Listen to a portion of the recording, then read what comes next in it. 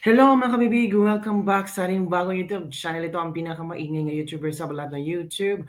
Ako si Kabibig, maglebak-lebak ka with evidence. Lahat ng drama, lahat ng luha, dapat mo talagang ilabas yan pag tatakbo ka sa politika. Yan ang naobserba ng maraming netizen ngayon.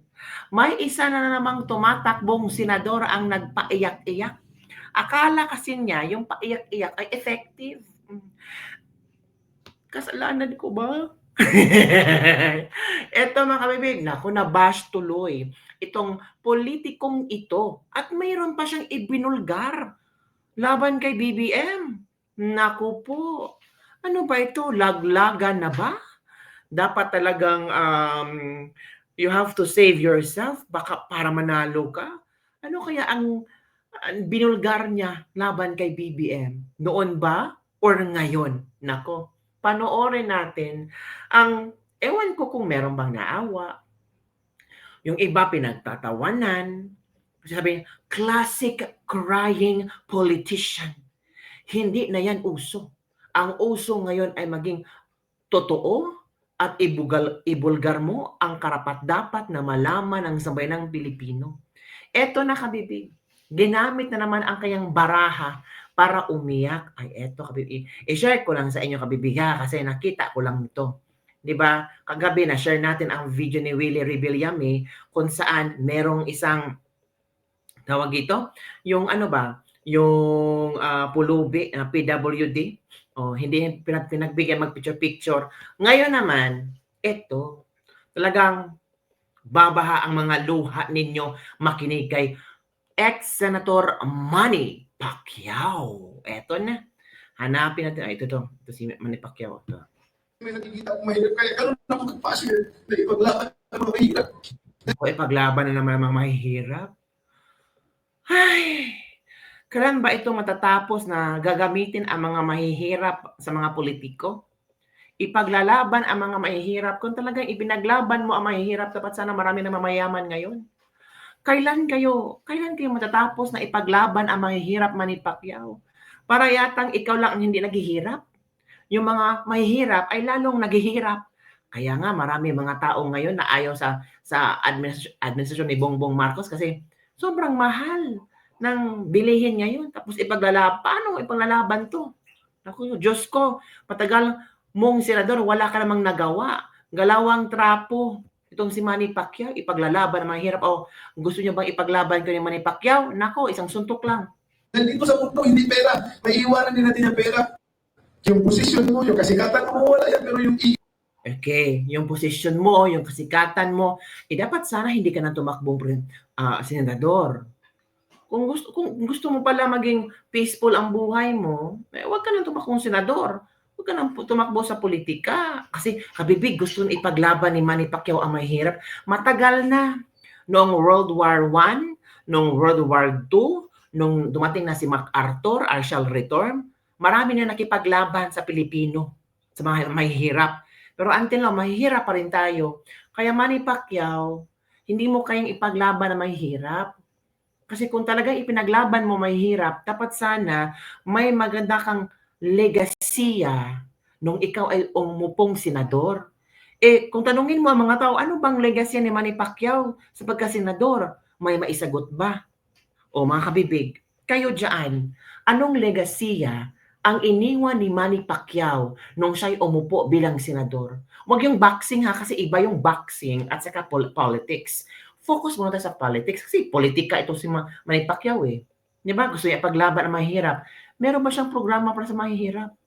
Meron ba siya natulungan mga mahihirap na nagbago ang buhay? Di ba? Kung meron, magpakita kayo. Kung ilan ba kayo? Di ba? Para naman yung mga sinasabi ni Manny Pacquiao may ebidensya. Kasi sa panahon ngayon kabibig, ebidensya na ang kailangan. Hindi puro dakdak, hindi puro iyak-iyak, hindi puro luha. Wala na yung negative campaigning. Uso yan. Panahon pa yun ng kupong-kupong. iwanan mo legasya na makatulong sa mga mahirap. Yung account, yun ang kabibilang na maalala ng mga tao. Ano daw? Maalala ka ng mga tao? Kaya nga, Tanungin ko ngayon mga kabibig ko, ano ang iyong maalala ni Manny Pacquiao bilang isang politiko? Comment down below, gusto kong malaman. Comment. Hindi ko. May nakikita akong mahirap. Kaya ganun akong compassion na ipaglaban ng mga mahirap. Dahil dito sa mundo, hindi pera. May iwanan din natin yung pera. Yung posisyon mo, yung kasikatan mo, wala yan. Pero yung iwanan mo, ligasya na makatulong sa mga mahirap, yun ang count. Yun ang pagbibilang ng maalala ng mga tao.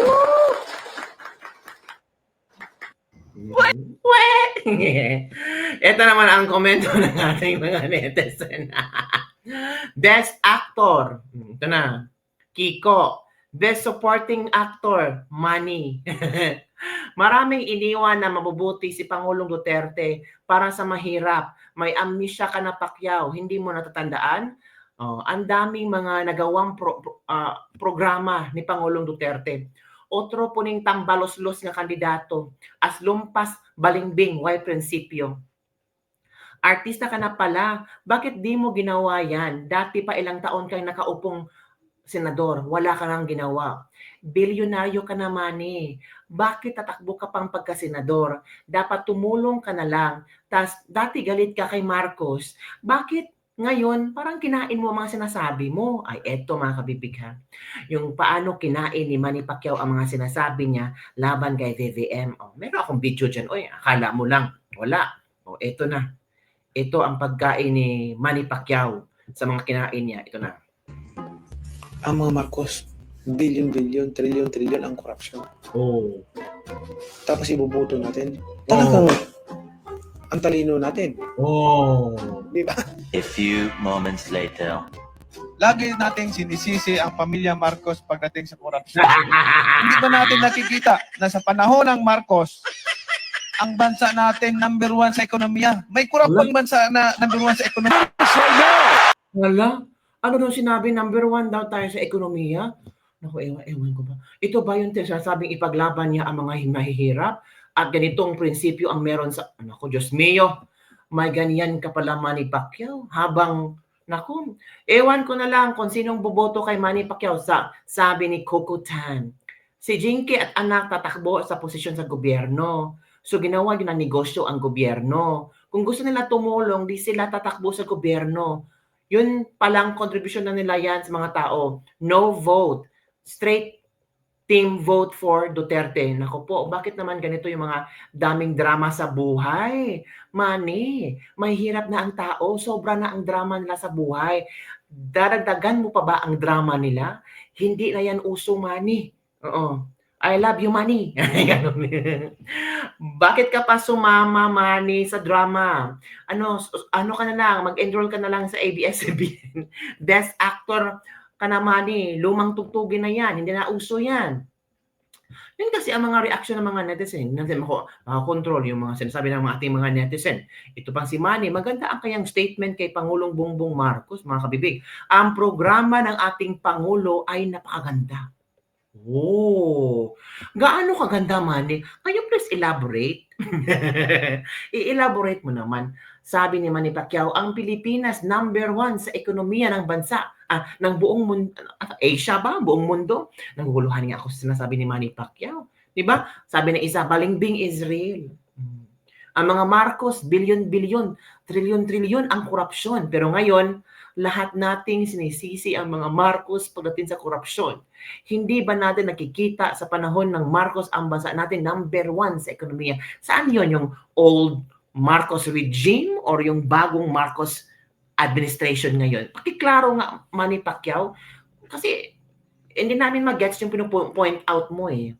Kaya nga, wag mo ipaglaban ang mahihirap. Kasi hindi mo kayang ipaglaban ang mahihirap. Ang kaya mo lang ipaglaban yung sarili mo. Diba? Yung sa boxing, ang galing-galing mo. Walang problema yan. Walang problema yan, Manny. Ikaw ang number 1 sa boxing. Pero sa politika, I don't know. I don't know kung bubutuhan ka ng maraming Pilipino. Pero in fairness naman, si Manny Pacquiao, parang, ang tawag dito, pasok na pasok ba sa senatorial lineup? Tingnan na natin kung pang ilan si Manny Pacquiao. Maniniwala ka pa sa sorbet o kabibig na sa lineup ngayon, Tingnan natin kung pang ilan si Manny Pacquiao. Oo. Tingnan natin, be. Tingnan natin. Ilan ba si Manny Pacquiao? Kasi Manny Pacquiao, ay wala. Wala si Manny Pacquiao. Wala. 5 to 12. 45% pa rin ang naniwala kay Manny Pacquiao based sa Okta Research. Wow. Manny Pacquiao ha, iba. Knockout. Knockout ang Okta Research sa'yo. Kasi pang ilan ka? 1 to pang 5 hanggang 12. Pasok sa top 12 si Manny Pacquiao kasi ipaglalaban niya ang mahihirap. 'Di ba? Shocking. Ay, ewan ko nga kakabibig. So, malalaman talaga natin kung itong mga survey result na ito ay totoo or hindi sa tamang panahon. Kailan ba ang tamang panahon? Ngayong election. Malalaman natin yan mga kabibig.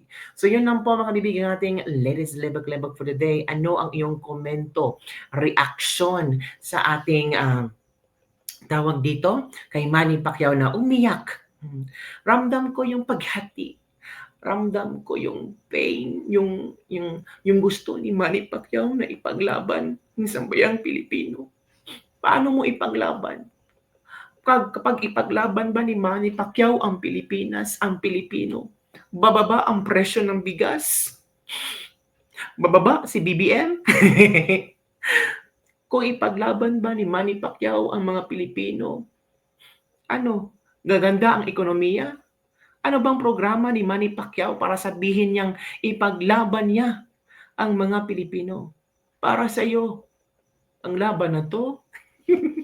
So yun lang po mga bibig ang ating latest lebag-lebag for the day. Don't forget to like, subscribe, and share this video para sa ating mga latest trending news na ating pag-uusap-usapan. Naku, ang dami mga kabibig, ang dami nangyari sa araw na ito. Talagang magugulat ka talaga sa mga latest trending news. Bye everyone! See you next time.